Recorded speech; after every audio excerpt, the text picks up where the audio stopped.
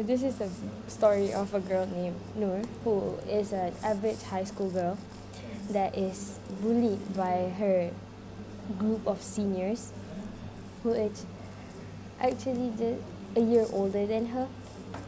So the seniors will normally bully her in a way of like verbally, like saying things, um, judging her, looking at her, staring at her, and like complaining this and that to the teachers about it. There is a physical bully, but like it's very mild. First case is that every time it happens, the teachers are notified about it because it's gonna be a big issues and everybody will start bickering around, and it's gonna be super loud because there's a screaming and shouting everywhere because of that. So when the teacher called Noor and the bullies and the seniors who bullied her, it's usually like one-sided. Goes on for the 4 years of her high school. First, let me define to you what is the meaning of bullying in general. So based on Google, bullying is an unwanted aggressive behavior among school-aged children that involve a real or perceived power imbalance. Bullying includes actions such as making threats, spreading rumors, attacking someone physically or verbally. And also, excluding someone from a group on purpose is also considered as a bullying. So, from the story that I told, I would like to highlight about emotional bullying. As you can see, Noor is mostly bullied verbally, so this is considered as emotional bullying. As you can tell, Noor is bullied by her seniors, which is also a girl. So, emotional bullying occurs more on girls rather than on boys, since girls don't really have the physical bullying cases as much as verbal bullying. So, why is this a problem? Well, emotional bullying is much more damaging in the long run. And why is that so?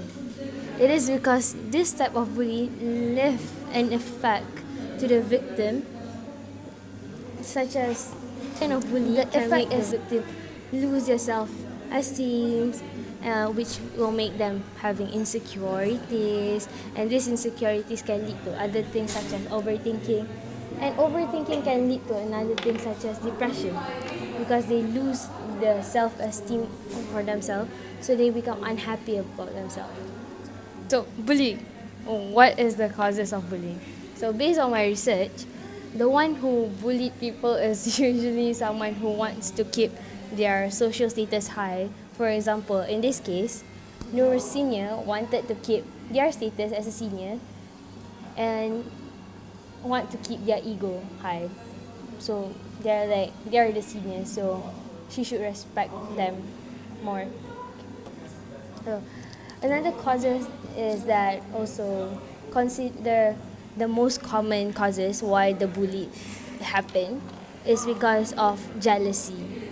I mean, jealousy is a bad thing that leads to another bad things. So for this case, the social perspective that I can relate to is conflicts perspective. And why do I say so?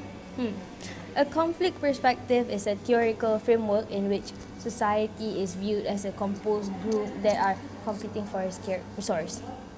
For example, like bully and the victim. The bully and the victim both are competing for their dignity and ego. Both sides wanted to win. Both sides want to see like they are innocent. So, the social thinker that I can think of when this perspective came across is Karl Marx. So the solution for this problem is that you have to be first you have to be the safest person, like for parents and teachers. You have to be someone who they trust and someone who they feel comfortable with to share their problem with you, like example for bullying. Second one is what do you call that? make sure you hear both sides of the story, like there's no bias and everything. Because if you only listen to one sided, it might trigger more of the emotionally. So, yeah. Now it's time for the conclusion. So here are the conclusion. So emotional bullying is a serious matter that shouldn't be taken lightly, as the effect may lead to a serious mental health such as depression. So you say, what are the causes of bullying? Well, competing for social status and also jealousy is two of the reason why.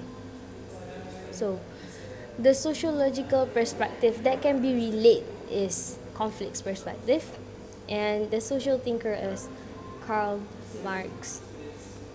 So the solution is that for this problem is that make the victim feel safe around you, to open up to you and tell you when they are feeling down or when they are not fine. And always listen to both sides of the story before making any assumptions or any conclusion, basically. So that is all. Bye.